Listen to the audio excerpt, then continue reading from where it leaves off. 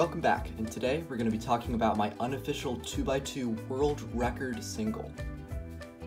Alright, so here's the Scramble. I have it down below in case you want to try this for yourself. So we're going to start with the red side.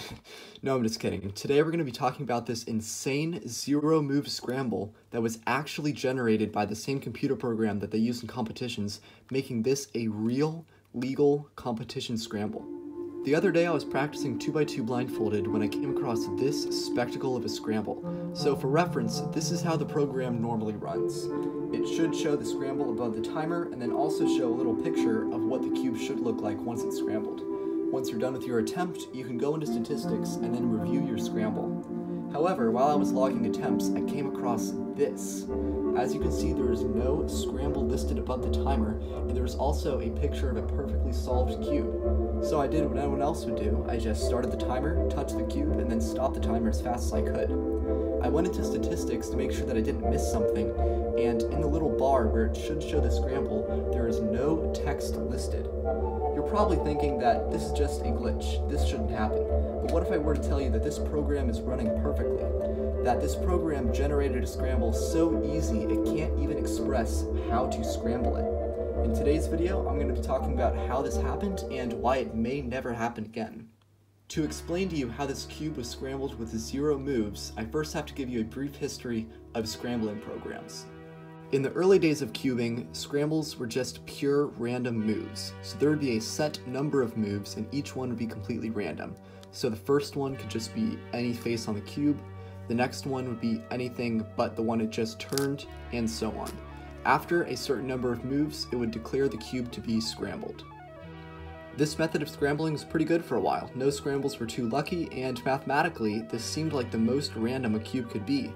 However, some people, specifically Stefan Pochman, realized the fault in this method of scrambling. If you know the ZZ method or advanced blindfolded methods, you will know what edge orientation is. Stefan noticed that more often than not, edges were being oriented. To prove this, a program was created that just ran a bunch of random move scrambles and analyzed how many edges were oriented. As you can see, all edges being oriented was 3 times as likely as no edges being oriented, and this just proved that this way of scrambling wasn't the best way to get a random state of the cube. To fix this problem, we completely revamped the scrambling system. So instead of just doing random moves, we instead create a random state. So the computer will choose a random quarter, and then it will put it to a random orientation, then an edge, random orientation. Of course, there are still fail-safes in place to make sure that you won't have a twisted corner at the end or a twisted edge, but otherwise, this is a much better way of creating a random state of the cube.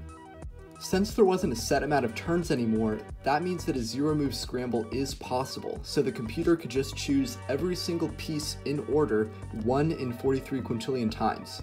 But to fix this, they just left a little line of code that said each scramble has to be at least 2 moves. So this meant that this is a legal scramble, but this is not, and this is not. But then why is the 2x2 completely solved even when it is scrambled? Well, believe it or not, each cube has its own scrambling software and they're not all updated at the same time. So when it came time to create a 2x2 random state algorithm, they actually left out the little thing that said scrambles have to be at least 2 moves. Meaning that if a computer shows each piece in the correct order and orientation, a 0-move scramble is actually possible. Getting into the unofficial world record part of this, I think that this is a valid solve.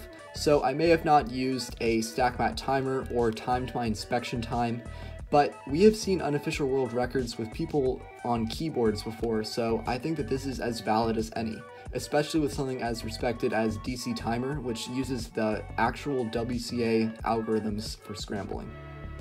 If you're wondering why I'm rounding down, that's because in the WCA, they always remove the thousandths place from times. I think it's because in the early days, not all timers went out to 3 decimal places, so rather than standardize it, they just said remove the 3rd decimal and just keep the hundredths place. There have been some other ridiculous scrambles on YouTube before, but it's clear in the Scramble that they're using random moves rather than random state, so this doesn't really count since it's not using the real algorithm. I'm actually not sure whether it's possible to get 0-move scrambles for other WCA events, but if you guys are curious, you can just go to the WCA website where they have the actual Java programs for each of these. On a separate note, I have been getting a lot better at 2x2 blindfolded. If you guys think that I should do an updated tutorial on this, then let me know in the comments. Well, this has been kind of a weird video, but I hope this video helped you, and for the future, good luck.